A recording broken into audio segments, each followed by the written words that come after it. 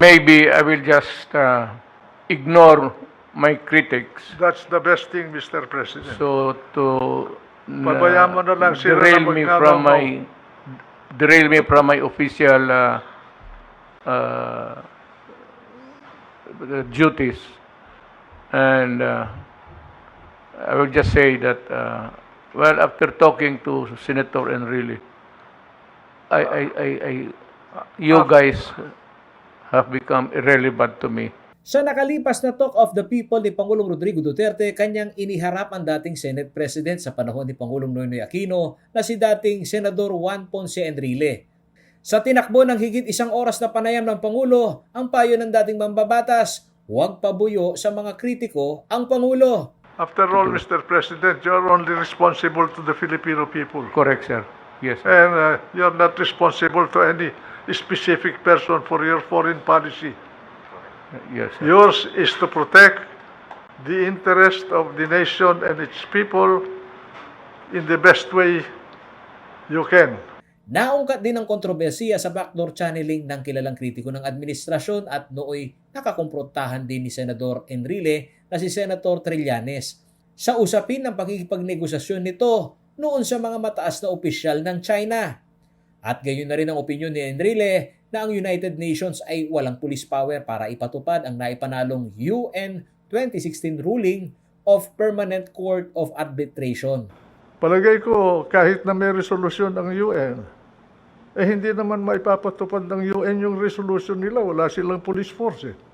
Wala namang world government na kagaya ng istruktura natin sa ating bansa. Meron tayong hukuman, meron tayong police. Sa punto de vista ng mga naninindigan sa karapatan ng mga mangingisda sa Zambales, lalong nagmumukhang dehado ang Pilipino sa naging postura ng administrasyon. Ito ay hindi nakabubuti sa national interest namin. So, ang mga ito ay ang pagsasabi niya na ang China ay mayroon ng physical possession ng West Philippine Sea, ang buong West Philippine Sea, at ang arbitral award na ikinawat ng International Tribunal noong July 2016 ay isang worthless piece of paper na dapat ang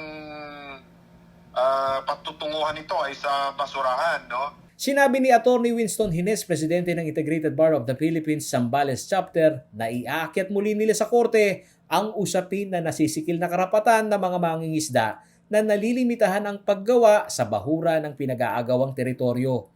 Yon ay upang ipanduldulan sa administrasyon na hindi umano sila naduduwag para ipaglaban ang underprivileged na mamamayan ng Zambales na takot na magpalaot.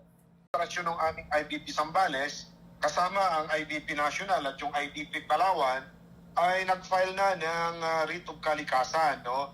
Pero may mga technicality lang kung bakit ito ay na-considered withdrawn or na-dismiss.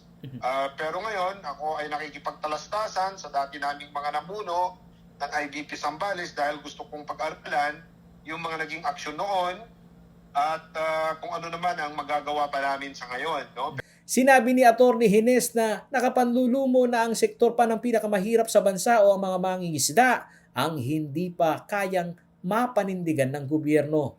Ang lantarang pag-amin na walang magagawa ang gobyerno ngayon ay pagpapatunay na ang kampanyang nagpaniwala sa Pilipino na kayang ipagtanggol ng liderato ng Pangulong Rodrigo Duterte ang kasarinlan ay isang joke lamang umano.